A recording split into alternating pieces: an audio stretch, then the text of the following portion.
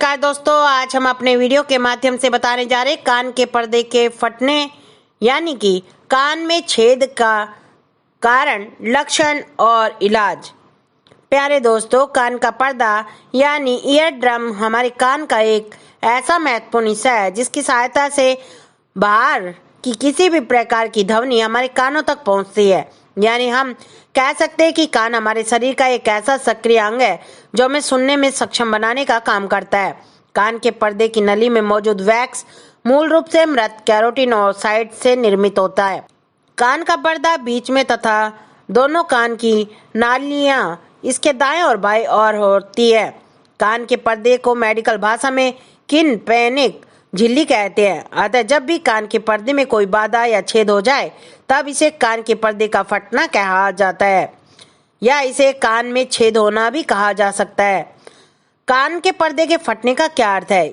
इसका एकमात्र उत्तर जानने के लिए हमें कान तथा कान के पर्दे के कार्य के बारे में जानने की आवश्यकता होगी। इस क्रम में आपको बताते चलें कि हमारे आसपास उत्पन्न होने वाली किसी भी प्रकार की ध्वनि कंपन के रूप में कानों के पर्दों में जाकर टकराती है। तत्पश्चात कान के पर्दे से उन कंपनों को विशिष्ट सिग्नल में परिवर्तित करके इसे हमारे मस्तिष्क में पहुंचाया जाता है। अर्थात कानों के पर्दों का कार्य ध्वनि के सिग्नल को दिमाग तक पहुंचाना है।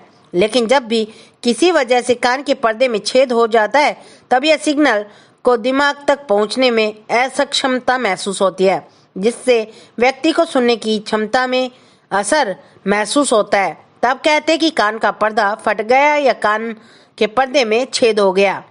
कान के पर्दे में छेद होने के कारण: किसी वस्तु का कान में डालने से छेद होना, चोट लग जाने से खेल कूद के दौरान कान के बल गिरना, हाथापाई में लगने वाली चोट, स्कूबा डाइविंग, अधिक ऊंचाई पर जाने से, एयरक्राफ्ट में सफर करने से।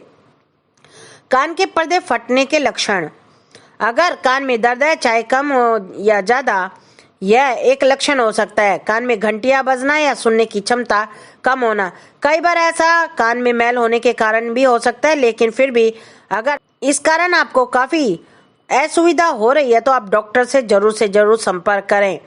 चक्कर आना, कान में हवा चलने का एहसास होना, ऐसे कुछ लक्षण हमें दिखाई देते हैं। इसके अलावा कान में तरल पदार्थ का बहना या खून आना भी एक लक्षण हो सकता है।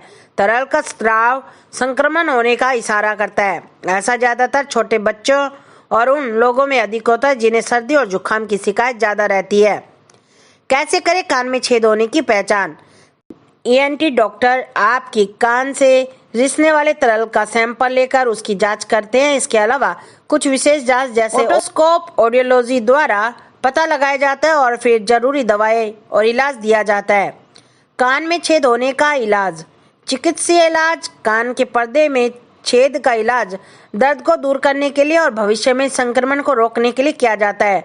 डॉक्टर पर्दे फटने में निम्न प्रकार से आपका इलाज करते हैं। पेचिंग: इस विधि का इस्तेमाल तब करते हैं जबकि आपकी कान का पर्दा स्वतः ठीक नहीं होता। ऐसी स्थिति में आपका चिकित्सक छेद पर एक प्रकार की पेच या चेपी लगाकर इस पेच के सहारे पर्दे की झिल्ली को बढ़ाकर आपस में मिला देते हैं। जीवाणुरोधी दवाइयों के द्वारा: जीवाणुरोधी दवाइयों जैसे ईयर ड्रॉप्स और दवाई आपको डॉक्टर तब लिखते हैं जब आपको पर्दे में संक्रमण होने की भी आशंका है। जीवाणुरोधी दवाइयां आपको छेद के कारण होने वाले संक्रमण के खतरे से बचाती है। सर्जरी: इस विधि में आपका इलाज सर्जरी के माध्यम से किया जाता है। इसके लिए सर्जरी के द्वारा आपके पर्दे को फिर से जोड़ दिया जाता है। कान के पर्दे के घरेलू उपचार: घरेलू उपचार में रोगी को ठंडा और गर्म शेक करने की सलाह दी जाती है। कान का पर्दा बिना इलाज के कुछ हफ्तों में अपने आप ठीक हो जाता है। यदि आपकी सर्जरी यानी ऑपरेशन हुआ है तो आपको पूरी तरह ठीक होने में कुछ हफ्तों का समय लग सकता है। दोस्तों, अगर वीडियो आपको पसंद आया हो तो आप लाइक करें, शेयर करें और हमारे चैनल को सब्सक्राइब करना ना भूलें। नमस्कार दोस्तों, जय हिंद।